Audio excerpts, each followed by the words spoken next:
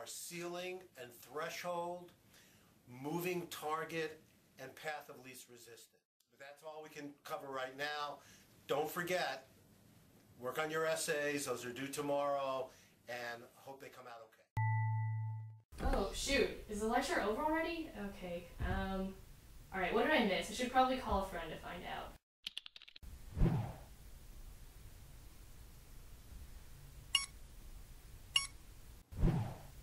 Oh, hey guys, did we have any homework for class? Oh, hey, Christina, you didn't know that we have an essay due this week?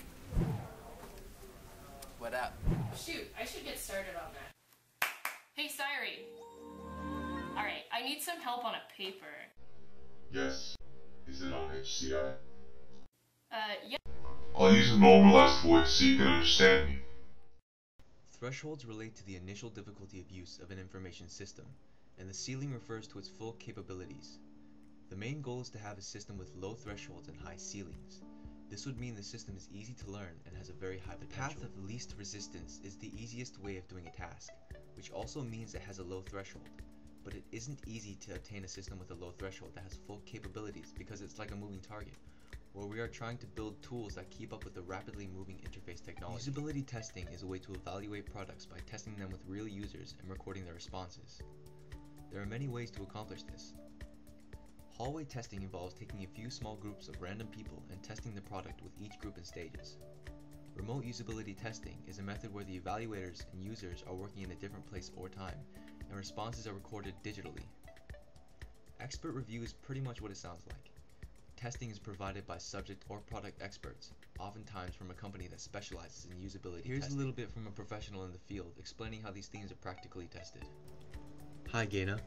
Hi, sorry. How may I help you? Could you tell me about usability? So, usability used to be very narrowly defined at Microsoft. So there was the usability team, and we were responsible for testing, very much testing features of a product. That's what the development teams expected of us. But then we knew that we could actually offer a greater understanding of user experience and what people need to do with technologies and how it fits into everything they do. So it was very important that we work with the development teams on their understanding of usability. We built the relationships with the teams, built the trust, and then we were able to start to integrate other methods and other ways of understanding people and integrate it into the development cycle. So today, the people at Microsoft aren't called usability specialists, which is what they were called when I joined the company. They're now called user experience. So, but again, for usability testing, they have a lot of usability lab facilities, Right. where they can put in products and test. So you'll decide either looking at a product that has just shipped, looking at a competitor product, or products that are in development. You will test, you will work with the teams to understand what it is that's going to be of biggest value to them. And sometimes that can be based on how many people they have in order that can actually make changes happen after you find the results, and what the time frame is. And then you'll design a usability study on tasks that you understand users want to do, and then you'll bring in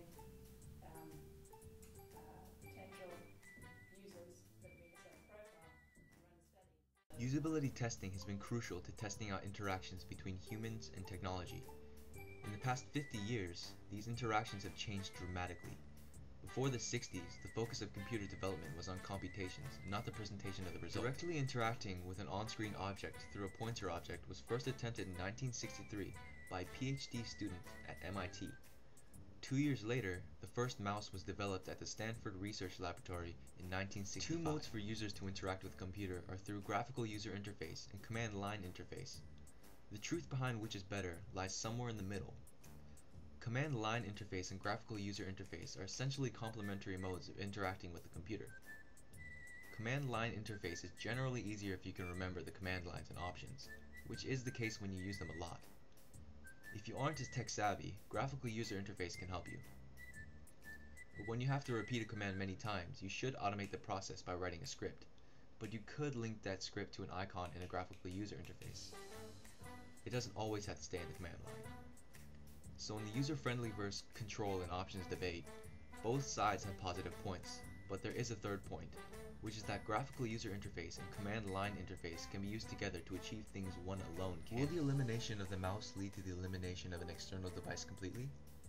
And are Google Glasses the next step? This subject is like the idea of virtual books replacing paper books. It is more cost efficient and eco-friendly to use virtual books, but the interaction between humans and paper are irreplaceable. Interactions like licking your finger and turning a page, or the way someone holds a book, can't be imitated with virtual books. Humans have become accustomed to interacting with external devices in ways that devices like Google Glasses cannot imitate. But the possibility of having no external device isn't completely out of the question. But the transition would most likely be very slow. Technology today affects how we undertake most of our activities, from buying food to paying bills. Having personal computers has created a whole new experience for society. PCs allow people to become part of large communities from all over the world. Photo sharing and broadcasting from computers make distant places accessible with a click or a tap. Mobile phones allow people throughout the world to communicate with one another, and devices like smartphones and tablets give us access to the internet wherever signal is available. With developments in usability, technology has been and will continue integrating into our lives as they become easier to use and provide a high return. Okay, I think I've got enough to write this paper now. Thanks, Sairi. I'll talk to you later.